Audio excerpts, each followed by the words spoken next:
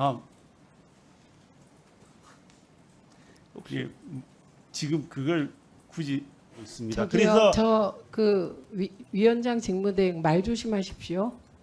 아니, 저는 제가 그래서 잠깐 제 취지에서 잠깐 말씀드린다고 계세요. 말씀. 보통 기관의 장이 되거나 아니면 기관의 어떤 역할을 맡게 되면 업무 보고나 이런 것도 받을 텐데 그 혹시 회의 전에 업무 보고를 제대로 받으실 기회가 있었습니까? 방통위 업무는 처음이시지 않습니까? 예.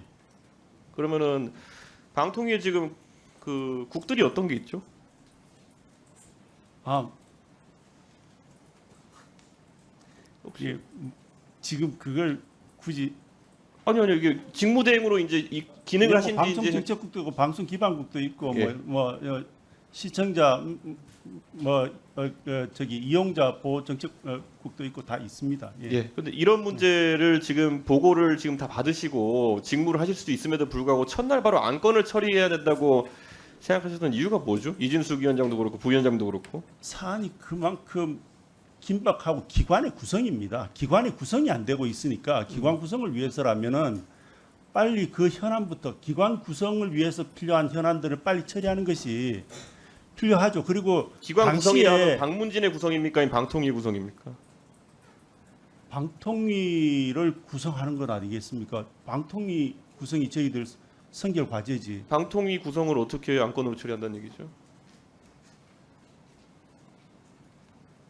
뭐 안건을 방통위 구성해서 어떻게 예. 예. 그러니까 방통위 업무, 그러니까 방통위 업무와 관련된 부분이죠. 예, 그러니까 예. 예전에 저도 한번 이거 글을 읽었던 적인데 문재인 정부를 비판하는 관점에서 범죄 아닌 범죄가 법치를 위협한다라는 글을 쓰신 기억 있으십니까? 인터뷰였죠.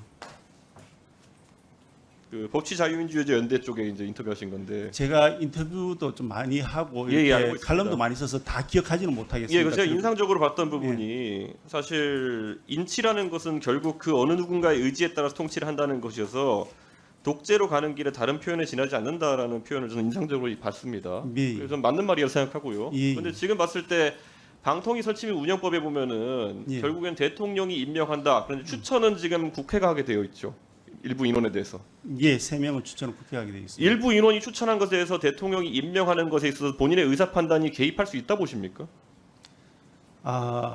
형식적인 검토 정도는 필요하지 않겠습니까? 그러면 현실적인 검토했을 때 뭐 당연히 명백한 결격이 드러나면은 추천권자들에게 다시 얘기할 수 있겠지만은 그렇겠죠. 예, 구체적으로 들어가 보면 지금 뭐 외람되지만은 최민희 위원장님이 과거에 예. 지명되셨을 때 어떤 결격 사유가 존재했다 보십니까?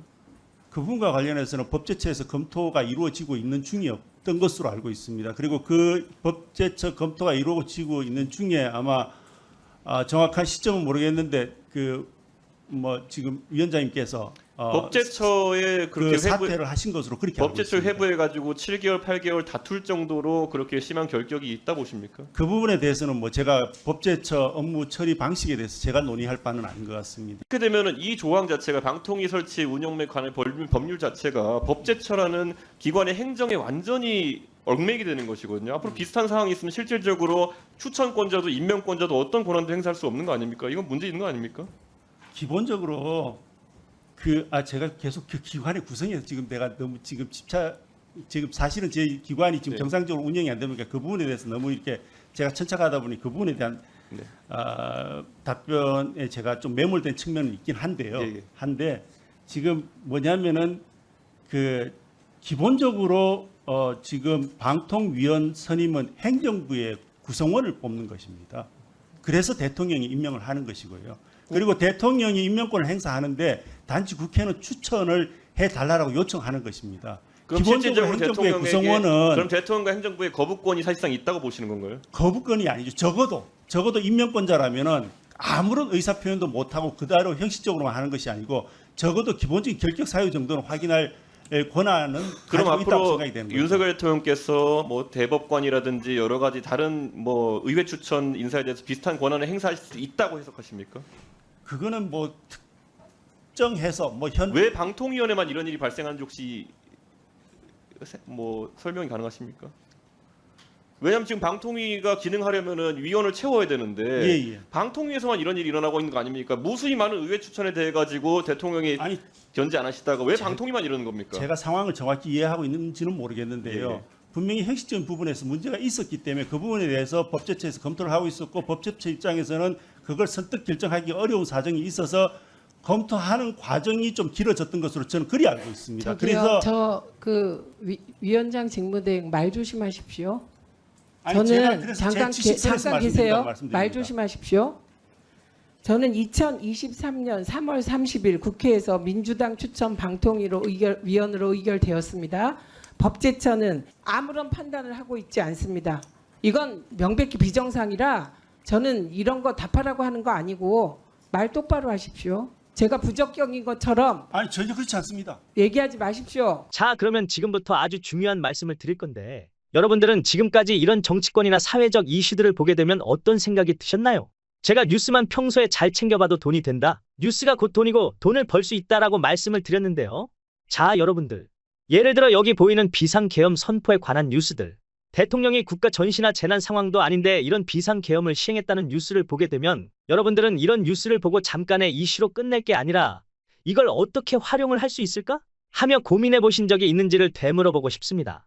그 이유는 제가 지난 5월에 앞으로 AI 산업의 발전에 따라 전력난이 점점 심화될 거다. 전력과 관련한 회사에 관심을 가져야 한다.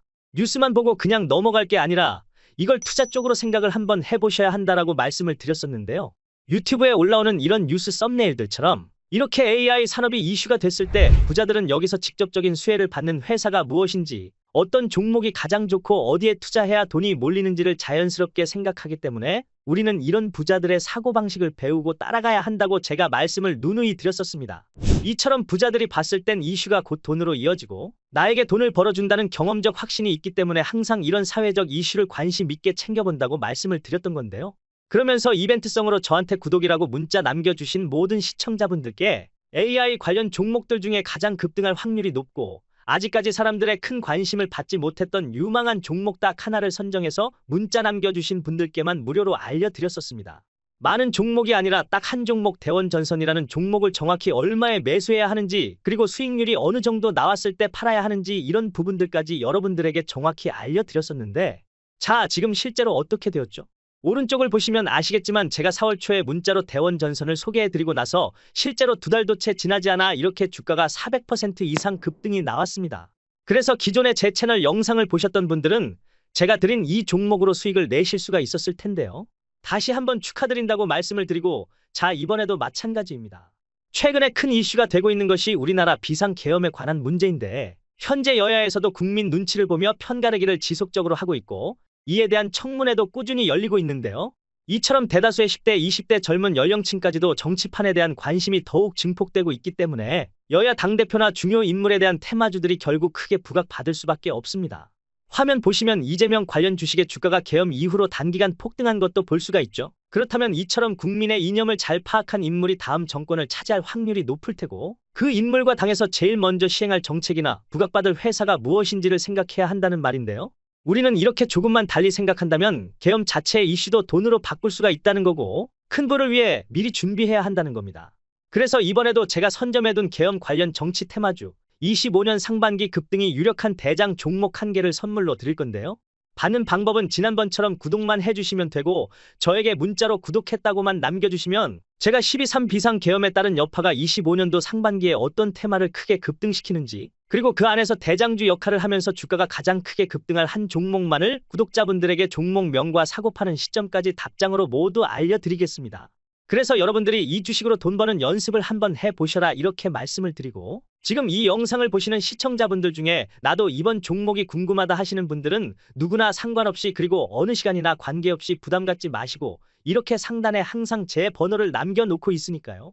남녀노소 누구나 상관없이 100% 무료로 딱 한 종목 받아보실 수 있으니까 제 번호 010-5906-2484번으로 저에게 지난번처럼 구독했다고 편하게 구독이라 문자만 보내주시면 제가 이번에도 똑같이 무료 추천 급등주 문자를 보내드리겠습니다. 이해되시죠?